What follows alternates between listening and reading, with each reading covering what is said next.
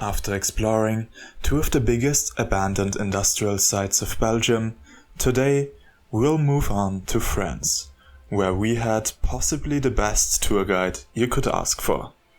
This is Nathan, aka Industry Explorer, and these are two of the most unique abandoned industrial locations France has to offer.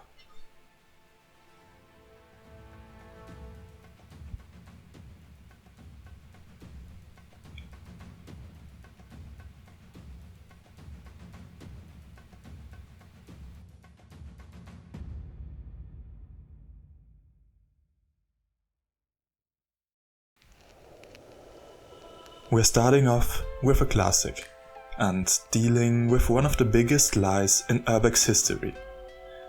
Alienworks is one of the best known abandoned power plants in Europe, but it was barely ever a power plant to begin with.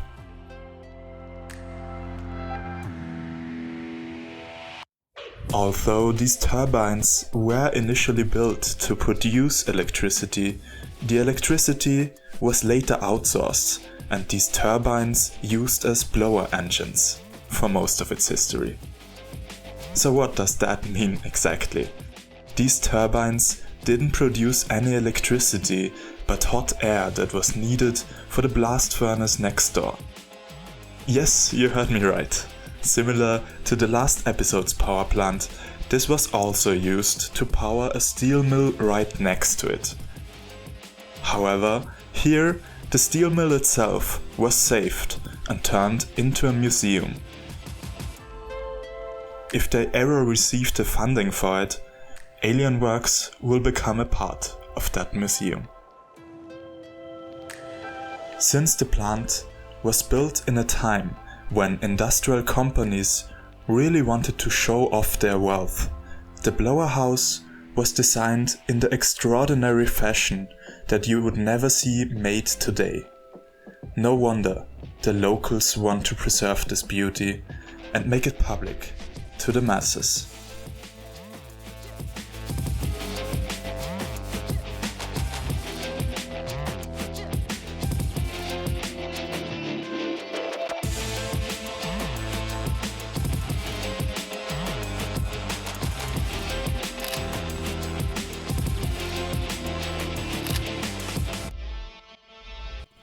For the next location, I will not get too technical, because for the most part the technology is quite similar to the steel mill we explored in the previous episode.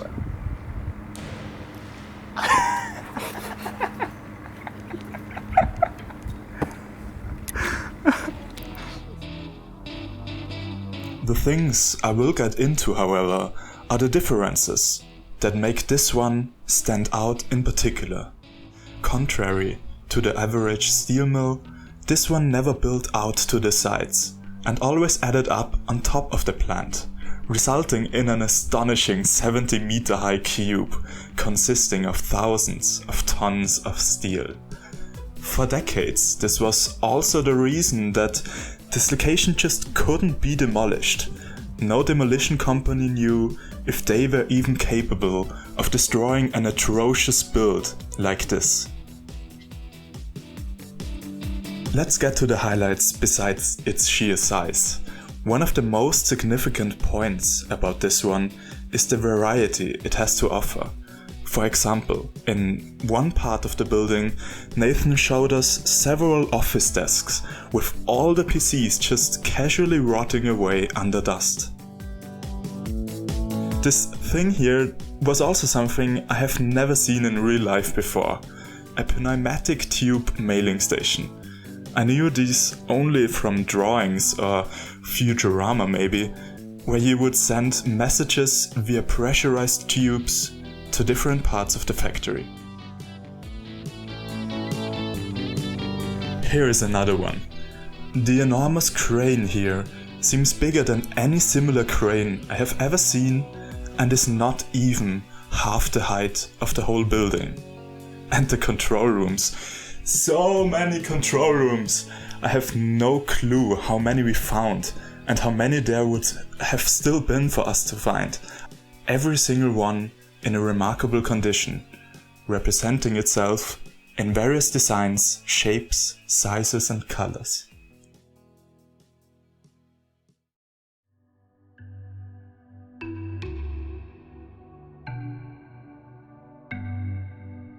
Here's another great one. I already told you that it's over 60 meters tall, but what I didn't tell you is that at about 50 meters high on a lower roof, there's a small forest developing. You heard me right, there are actually trees growing out of literal steel and concrete. Nature is pretty awesome, isn't it? And I know what you're thinking right now. That's nice and all, but not really the reason you clicked on the video. You came to see the lab. We came to see the lab. We went to see the lab, so here it is. The steel mill invested heavily in research in order to always be ahead of the competition. A plan which apparently didn't work out in the end. These robot arms were part of a testing facility and apparently were used to handle the testing subjects without human interference. It's really bizarre seeing these kind of small-scale high-tech machines in a large-scale company like this one. The room just next door was where all the chemicals were stored. Now, I am no scientist, so I have no clue how dangerous all these substances are. I still find it incredibly odd why they would leave bottles and bottles of various unidentified substances behind, free to find for any crackhead who might one day wander in here. Would you like some lab equipment with your chemicals, sir? For our special offer today, everything's free.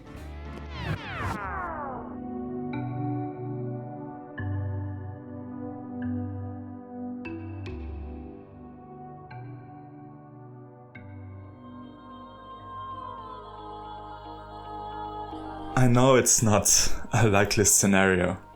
In fact, even though it has been abandoned for years, there's still a security guard overlooking the site every day. But a single guy in a small hut on one end of a giant factory, who is that really gonna keep out of there? For us, it wasn't quite enough.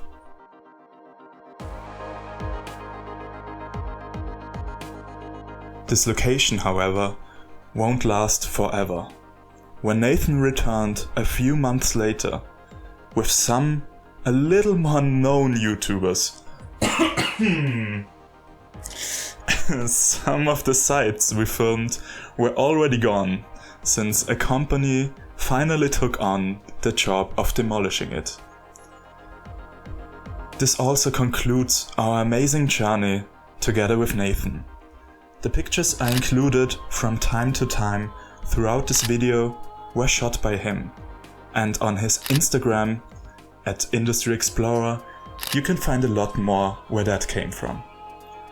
We, however, left industry behind at this point and moved on to Luxembourg, where we had to check out an amazing time capsule house, filled with decay and untouched by vandalism.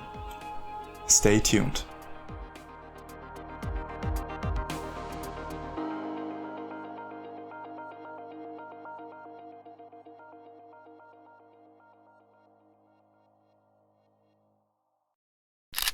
If you like this series and you wanna support me in the creation, please head over to my website. You can get pictures of this episode or any previous locations either as a digital download in 4K or printed on paper, canvas and even your smartphone cover. Thanks for supporting the show.